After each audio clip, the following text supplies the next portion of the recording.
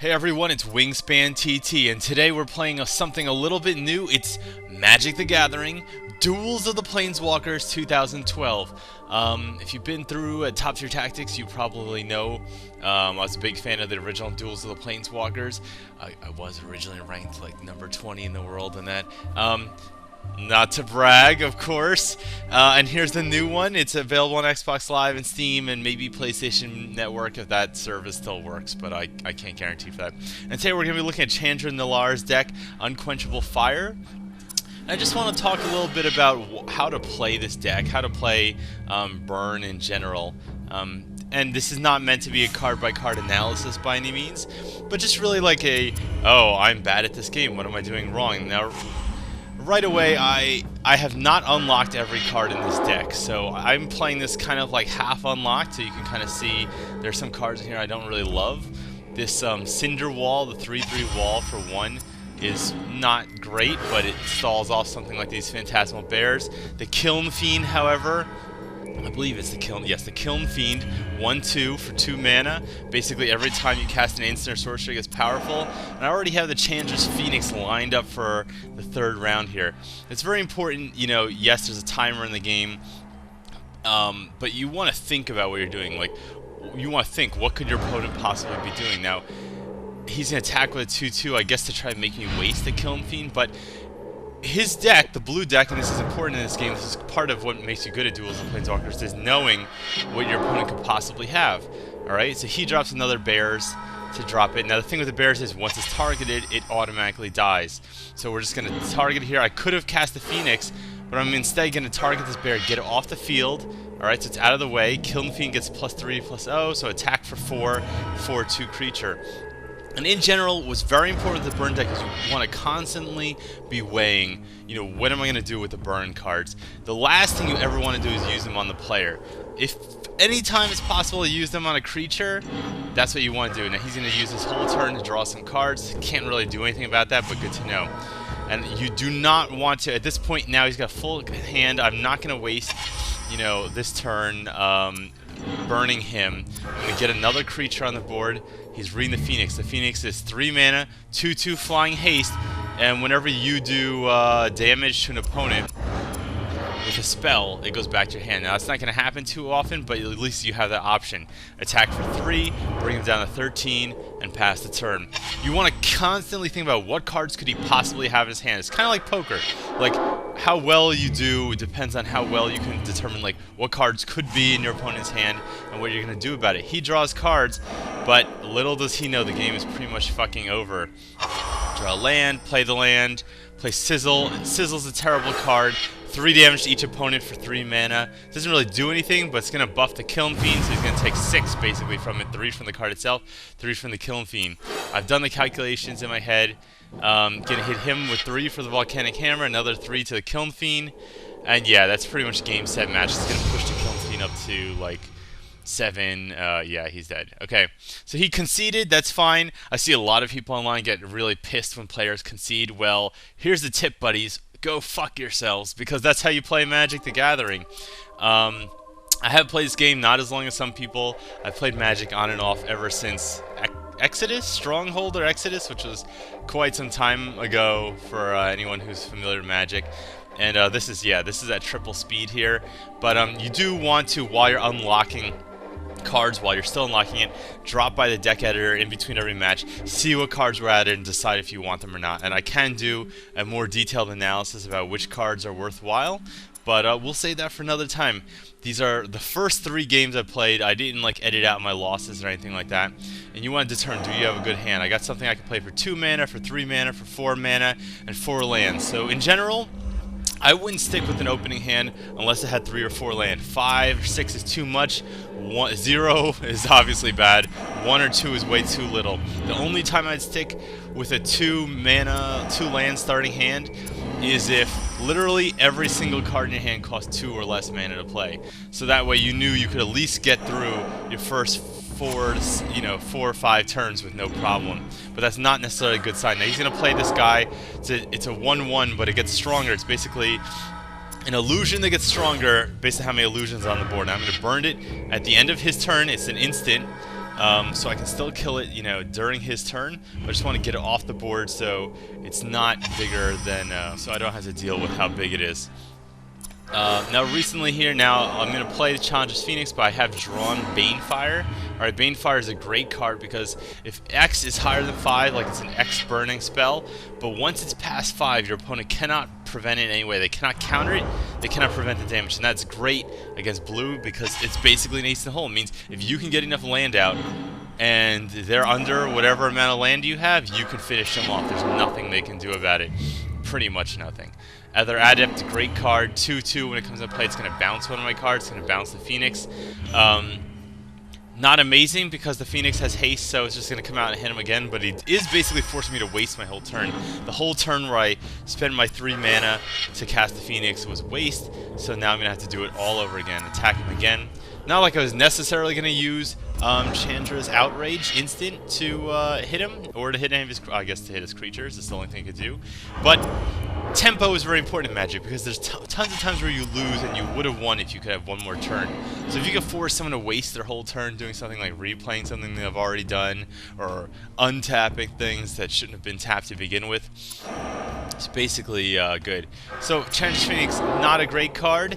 Not a terrible card, but it puts pressure on, and you always have the option of getting it back. And again, I don't recommend using your burn spells on your opponent, but some burn spells like Lava Axe and Sizzle you can only use on your opponent. And in some cases, using on your opponent will be good if you know that that's what's going to kill them this turn. So I have some more burn here. He's played that card that basically makes all his illusions better, but whether or not I want to burn it, I guess depends on, I don't know, it depends on what's on the table. I like to keep my options open. I have 5 untapped mana. I do have Chandra's Outrage, which is an instant. So, in general, I prefer to keep my options open because I don't know what he's gonna play. He could play something that's better. You know, yes, he's gonna play this Phantom Beast, but it does not have haste, so I don't have to worry about it. But I do have the option to, at the end of his turn, use Chandra's Outrage. Or, you know, right now, right? Yeah, he's attacking now. You're not attacking me. Goodbye. Get rid of this thing. Obviously, it's more dangerous because it's in play. It's making everything else bigger. Now that it's gone, I can once again target his illusions and make them go bye-bye with my burn. Obviously, you can always make things go bye-bye with burn, but the one thing in this case is whenever you target these guys, they just die instantly, which makes this red matchup pretty good. The spell does not resolve because the creature goes to graveyard before it actually resolves. It just goes to graveyard when it's targeted, so keep that in mind. You can't use Chandra's Outrage on one of these illusions and have it deal 2 damage to owner. Now I'm in a pretty good board position now. He's at 10. He's barely hit me. He's hit me like twice. I'm at 16. I got a bunch of lands out. I still have Banefire, so I can still hit him for a bunch of damage. But he has 4 cards in hand, so that's something you always want to keep in mind too while you're playing, is how many cards does my opponent have in the hand, how much land do they have out, what could they possibly be doing. And one good thing about Duels with Planeswalkers is because it's a limited format, because you know there's only a certain number of decks, you can get an idea of like, oh, my opponent might have another one of those Phantasmal Dragons, and I might have to waste Banefire on it to not take gigantic amounts of fucking damage every turn. In general in Magic, I don't normally recommend playing every land you draw, especially because this is a limited format. So he knows what cards I could possibly have. He's going to Repulse this back to my hand. Repulse is a great card in that deck. I'm going to be forced to play the Phoenix again. And he has 2 untapped land. Is he going to counter the Phoenix? It's quite possible, but I don't really have a choice. And if he wants to waste a counter on it, I guess he can, because I can always burn him with Banefire, get the Phoenix back in my hand, and recast it. But that's something you want to do. You want to look, oh, my opponent has 6 untapped islands now. He could pretty much do anything in his entire deck. So it's just something you want to watch out for. Here we go, one of these crappy Phantoms. He's got this 3 mana, 2/3 Phantom. It's terrible, this illusion. If you're playing the blue deck, don't put those in your deck. For God's sakes, take those out of your deck. Almost anything other than the life gain artifacts would be much better. I don't have a lot of options though overall. I just have a lot of land and some of these cards. Now I've drawn this elemental guy. Excuse me. And what he basically does is, when he's in play, all of your burn spells do double damage. So it's pretty cool. It's a pretty cool card. So I'm just going to cast that. Let's see here. 5 mana, 4/3. If an instant or red sorcery would do damage to your opponent, LOLOL, your opponent takes double damage. So it's only to your opponent, but it basically makes it that you can finish him. And now he doesn't know it. I only have one card in my hand. He is not aware that I can kill him next turn. Assuming he doesn't get rid of my elemental, I can Banefire him, and this will double the damage. He's going to cast his bear. He's got 2 more cards in hand. He cannot counter Banefire, because Banefire is going to be over 5. So, no, wait. No, okay, he's going to just steal my guy. Alright. Okay, alright. So that kind of sucks. I guess my calculation that I was going to win next turn is probably wrong. It looks like I'm going to lose next turn, because he now controls everything on the board, and I have a 2/2 flyer. But keep this in mind. You don't want to chump block, right? I could chump block with this flyer. Oh-ho! Oh, Volcanic Hammer. Alright, 3 damage here, 2 damage from the Phoenix. That would be 5. Plus, I'll have 6 untapped lands for Banefire. 5 damage, kill him. I think it's quite possible. Now, again, he has 2 untapped lands, 1 card in hand. He could definitely counterspell. So if he's got a counterspell, I lose. If he doesn't, I win. So you can't really say, oh, well, I'm not going to cast it because he has a counterspell. Well, guess what? If he has a counterspell, you know, if he does, you just got to weigh the risk. Like, if he doesn't have a counterspell, there's no way you could win other than doing this. I'm going to hit him with that. And maybe he didn't counter because he's waiting for a bigger spell like Lava Axe, but what he doesn't realize is he can't counter Banefire. I'm just going to send 5 damage to his face. Goodbye, bro. It was nice knowing you. See you back in Dominaria. For any of the people out there who played Magic the Gathering, yes, I read all the stupid books, at least back in the day, the old books, all the Brothers War, all that jazz. Many of them were pretty good, but I pretty much stopped with Apocalypse because Apocalypse sucked. Just again, look through the cards. In general, you want to keep your deck as small as possible. It doesn't need to be exactly 60 cards. Maybe not necessarily. I would aim for it, and this guy sends me a message. Ooh, is he pissed? Is he pissed I won? Ryu Hayabusa. Good game, man. I've always hated red since 11 years ago when I started playing Magic. Oh, that's cool. Look at that. That's some real broship here. And that's something you can't buy with mana. You cannot buy brothership. You could buy Brotherhood, Assassin's Creed Brotherhood for, I believe it's probably down to like $49.99 now. But, for friends, you can't buy friends. This hand, right off the bat, is terrible. So we're going to go for another hand.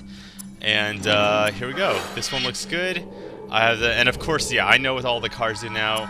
We got these, this, I don't even know, Flamekin Brawler. He's 1 mana for 0/2, and you can pay any amount of red mana you want to pump him up for additional power. You want to get him on the board first instead of the Cinderwall, because he will have Summoning Sickness. Cinderwall, no one gives a fuck about Cinderwall.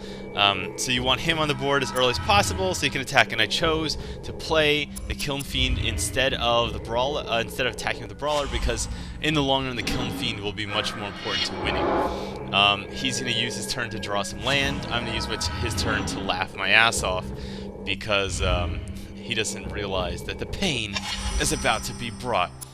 Again, I'm not going to play the Cinder Walls now because he has nothing on the board, so there's nothing to block with him. Attack with both creatures, pause the game, use the Brawler's ability, pump him up to 3/2. And one thing that's cool about 2012 compared to the old Duels of the Planeswalkers is that they made the first turn drops for every deck way better. So there's like actually useful cards you can play in the first turn instead of playing garbage or just staring at your hand with nothing to play. Yeah, look at this guy. He's pretty cool. Pretty friggin' cool. He's going to get more land. Cannot really recommend that strategy against the red deck. Just getting infinite more lands. He really needs to get something on the board to make me not want to continually attack. This is Ancient Depths is a cool deck and all, but it's very slow. Well, it's not necessarily that slow, but if you're playing it really slow, then I guess it's slow. Here's your Punishing Fire, 2 damage instant creature player. Not a great card, but it's a card that, you know, gives you a lot of options. Now here, I'm not going to play anything again. He has nothing on the board that I want to burn. I'm just going to pump for damage. Just get the damage through while I can, because as soon as he gets something big on the board, Flamekin Brawler, if that's what it's called. Is that, yes, no? No, yes, that's what it is. Flamekin Brawler is going to be useless, because I'm not really gonna, yeah, I guess I could attack and pump him up and, you know, but its utility drastically decreases, and I don't want to spend all my mana every turn just pumping Flamekin Brawler over and over. Now, he's getting a little risky here. If I were him, I would just get something on the board. I don't care if it's some 1/1 guy. Oh, well, there you go. Okay, it's a 1/1 guy. I would be just a little bit nervous, and I guess he is, and he gets a land. He clearly doesn't have another one of these guys, or he would have played it. But hey, I think this game's pretty much over. Now, when you have this choice, do you hit him with the Punishing Fire for 2, or do you hit him with the Volcanic Hammer for 3? Well, the Volcanic's a sorcery, and this is instant. You can do it later. Whatever. I want to save the 3 in case you play some big fat creature. I want to save the higher damage for that. So get rid of that guy. Punt the Kiln Fiend up for 4/2. Attack, and all I want to do is get rid of the blocker. Hit him for a couple extra damage on the Kiln Fiend. Just make my way through so I can beat the shit out of him. Attack 4/2, 2/2 there. I guess I probably actually might have been able to. Yeah, I would have been able to finish the game there. So I kind of fucked up. If I hit him with the Volcanic Hammer, because he's at 5 life now, that would have brought him down to 2. And the Kiln Fiend would have been pumped up 3 more also, so it would have run down to -1. Now he plays the giant Sky Shroud Trample Face, whatever the hell it's called. It's gigantic, it's really scary. But what he doesn't know is I have 2 Volcanic Hammers, so he's basically dead. And now I hit him with the second hammer. He concedes because he realizes either I have burn, but even if I don't have burn, I could attack with both creatures, and he can't block both of them with one guy. So I'm getting 2 damage through either way, and that's game. Well, guys, this is Duels of the Planeswalkers 2012. I'm Wingspan TT. We were just playing the delicious Unquenchable Fire deck. I do like this deck. I do think there are other good decks in the game, but this is a fun one. I will, if you want, go into the other decks, go into some card-by-card strategy, and I'm going to be writing a little bit on TopTierTactics.com about it. So I hope you enjoyed the video, and I hope to see you guys at Friday Night Magic. Not that I actually go to that anymore, because that would be really lame, right?